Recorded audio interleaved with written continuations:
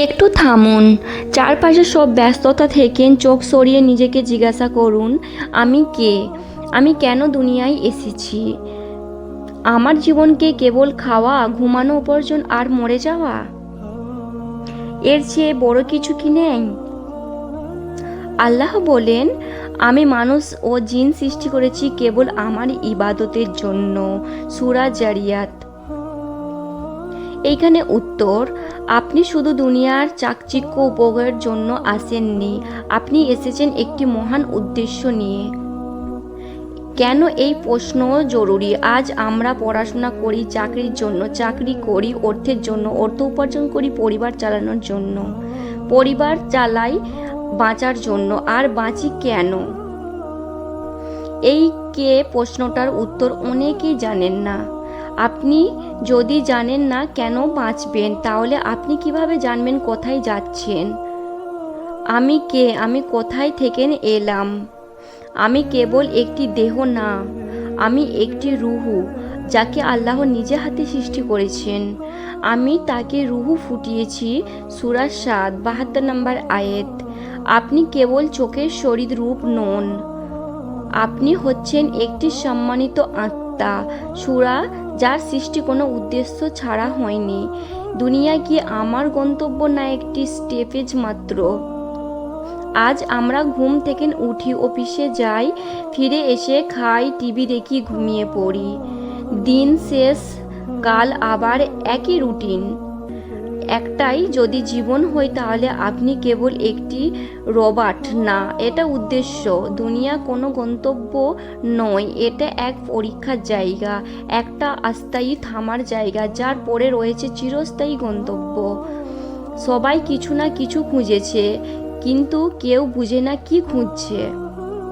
কেউ খুঁজছে টাকা, কেউ খুঁজছে খ্যাতি, কেউ সম্পর্ক, কেউ শান্তি, কেউ ক্ষমতা, কেউ সব পার পরেও কেন হৃদয় শূন্যতা থেমে যায়। আল্লাহ বলেন, যে আমার স্মরণ থেকে মুখ ফিরিয়ে নেয়, তার জীবনে সব সংকুচিত ও বিস্মন্ন। সূরা তাহা ১২৮ নম্বর আয়াত।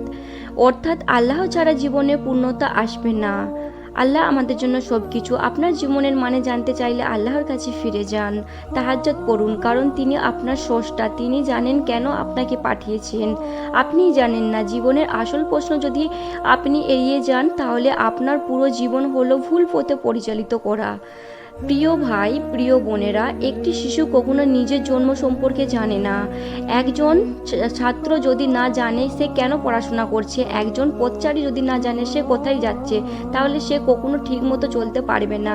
ঠিক তেমনিভাবে একজন মানুষ যদি না জানে সে কেন সৃষ্টি হয়েছে, তাহলে তার জীবন শুধু মোহন ব্যস্ততা আর গন্তব্যই দৌড়াবে। তাই তাকে সব কিছু জানাবেন। আল্লাহ কি বলেন এই প্রশ্নে? আমি মানুষ ও জিনকে সৃষ্টি করেছি কেবল আমার ইবাদতের জন্য। সূরা জারিয়াত ৫৬ নম্বর আয়াত। এখানে কোনো দ্বিধা নেই, সরাসরি স্পষ্ট ভাষায় আল্লাহ জানিয়ে দিয়েছেন, আপনার জীবনের উদ্দেশ্য হলো আল্লাহর ইবাদত।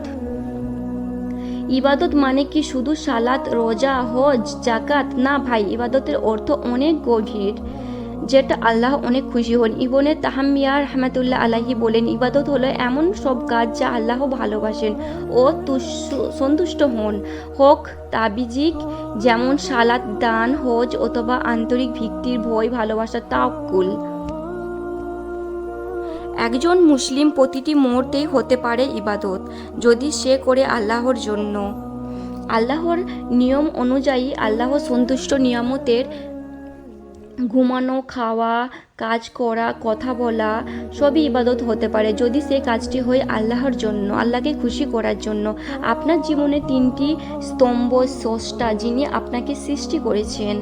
তিনি আপনাকে জীবন, রূপ, সময়, সুযোগ দিয়েছেন। আপনি তার দাস। তিনি আপনাকে ডাকেন, ইয়া হাইয়্যি আলাম, হে মানুষ। উদ্দেশ্য, যার জন্য আপনি দুনিয়ায়, আপনার প্রতিটি আমল যাচাই হবে। আপনি যদি ভুলে না যান, আপনি হারিয়ে যাবেন সময়ের স্রোতে। গন্তব্য যেইখানে আপনাকে ফিরতে হবে। আল্লাহ বলেন, তোমরা সবাই আমার কাছে ফিরে যাবে। সূরা মাইদা ৪৮ নম্বর আয়াত। আপনি যেভাবে জীবন কাটান সেভাবে একদিন আপনাকে আল্লাহর সামনে দাঁড়াতে হবে। উদ্দেশ্যহীন জীবন মানে কি? একজন ডাক্তার যদি না জানে সে কেন রুগী দেখে, তার চিকিৎসা হবে বিপজ্জনক। একজন ড্রাইভার যদি না জানে সে কোথায় যাচ্ছে, তাকে কেউ গাড়ি চালাতে দেবেন না।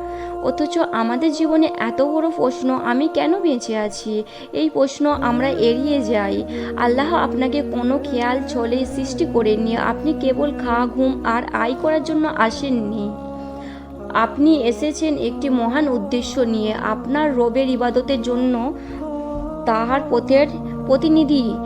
এটাই জীবন, এটাই হেদায়েতের দরজা, এবং এখান থেকে শুরু হয় অর্থপূর্ণ বাঁচা। যখন আপনি ঠিক করে ফেলেন আমি আল্লাহর ইবাদতের জন্য এসেছি, ঠিক তখন শুরু হয় শয়তানের আসল কাজ। সে জানে আপনি যদি এই সত্য বুঝে যান তাহলে আপনি আর তার ফাঁদে পড়বেন না। তাই সে চায় আপনাকে দুনিয়ার গন্তব্যে ভাবেন, আখেরাতে ভুলে যায়। আল্লাহ কি বলেন? শয়তান তাদের কাছে যাদের কাজগুলো সুরভিত করে দেয় এবং তাদের সঠিক পথ থেকে দূরে সরিয়ে রাখে। সূরা আনাম 43 নম্বর আয়াত। শয়তান কখনো আপনাকে বলে না তুমি কুফরি করো, সে বলে আর একটু আয় করো।